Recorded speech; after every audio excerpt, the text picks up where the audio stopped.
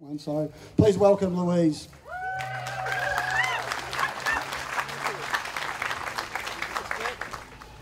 Thanks, Dom. And thank you all for being here.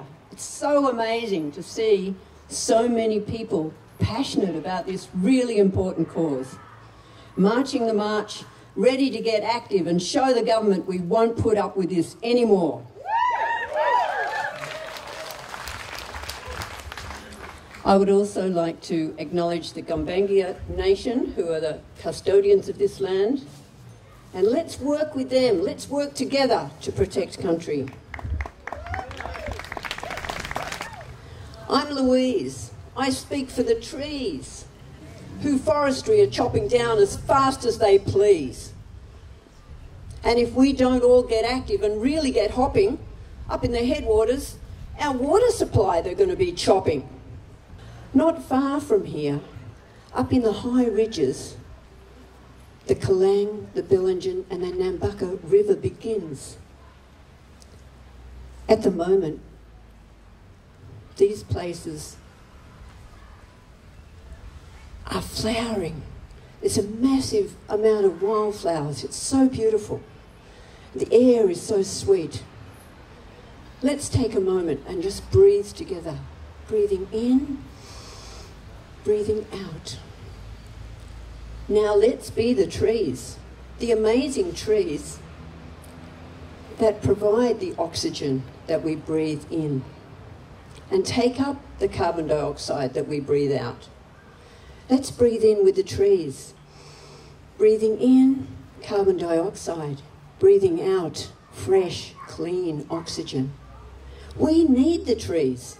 They're our life support system. They're our partners in life. It's a real biodiversity hotspot, just like Billingen. We've got flooded gum, tallow wood, red mahogany, black butt, cedar, not so many cedars anymore. Let's feel into our roots, feel ourselves connecting with that mountain, holding it together. Feel into our bodies, into our armpits, our limbs, nesting hollows for 197 Australian species. Stretching up to the clouds, our leaves connecting, sending chemicals into the clouds, seeding the clouds, making it rain. And now the rain starts to fall, gently at first, and then teeming down, bucketing down, week after week, sometimes month after month. But the protective canopy of the forest keeps the rain from falling hard, keeps it falling softly, gently, seeping down to the forest floor, down, down, down to the thick leaf litter, where it filters through to the thin layer of topsoil, where it's soaked up by the bodies of these trees and stored as a reservoir to be distributed later to the forest community. And the rain falls down the valleys, way, way, way down to the river, where the rivers rise up and run brown for a couple of days. And then the floodwaters go down and the sun comes out.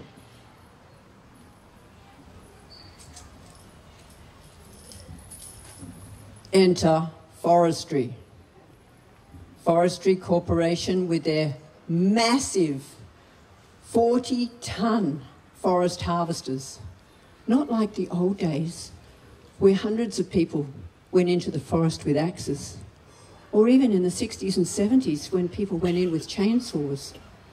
These massive forest harvesters reach in to the hidden gullies where the rainforest remnants are. They grab a mother tree, chop it, lift it, strip it, stack it. They reach into the old growth remnants where nobody's ever been able to access before. They grab a tree, chop it, lift it, strip it, stack it. Another tree gone, another tree gone. Forestry are planning on harvesting 3,000 football fields up there. Selective logging, they call it. They leave 5 trees per hectare.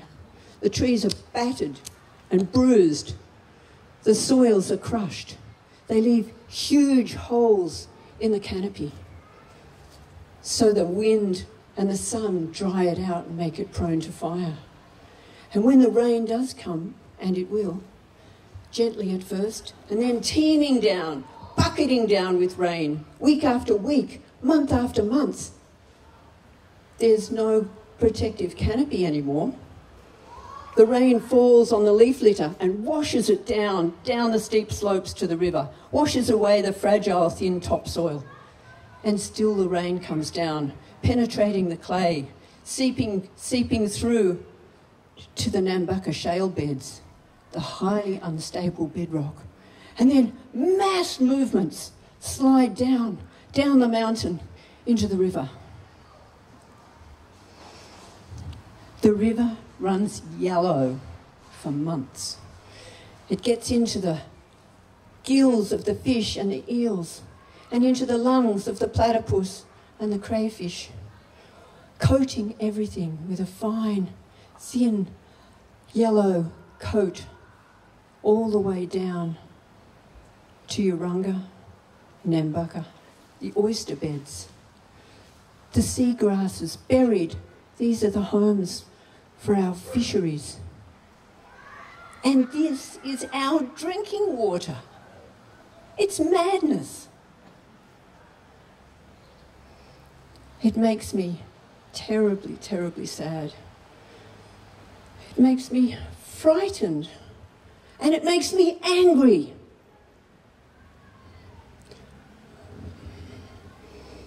When I feel upset, I go to the river.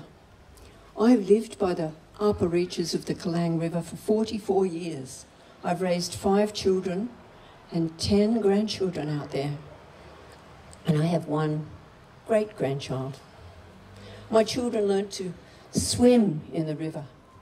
Flying foxes and rope swings and canoes, birthday parties and Christmases. We love the river. We all love the river. We must protect the river by protecting our headwaters. The trees are sacred. The Buddha said, trees give all their lives. They give us food, shelter, shade. They give us oxygen and store the carbon. They hold the mountain together. It's time for us to protect them. In America, in the civil rights movement, Martin Luther King spoke eloquently to thousands of people. But it was when one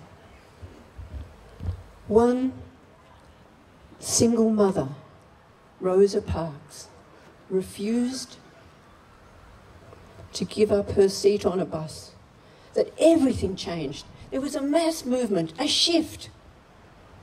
This could happen here. I invite you all to get involved in whatever way you can.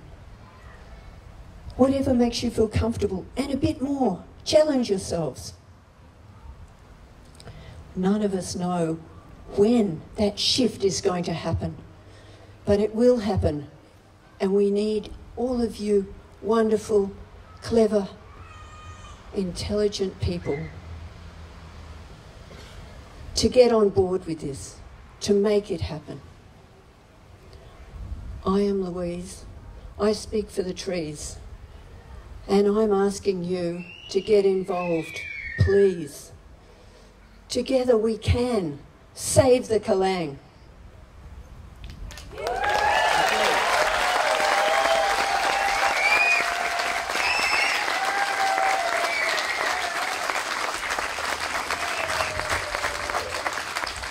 It's really wonderful to have so many of you here willing to take action. We will win this. Thank you.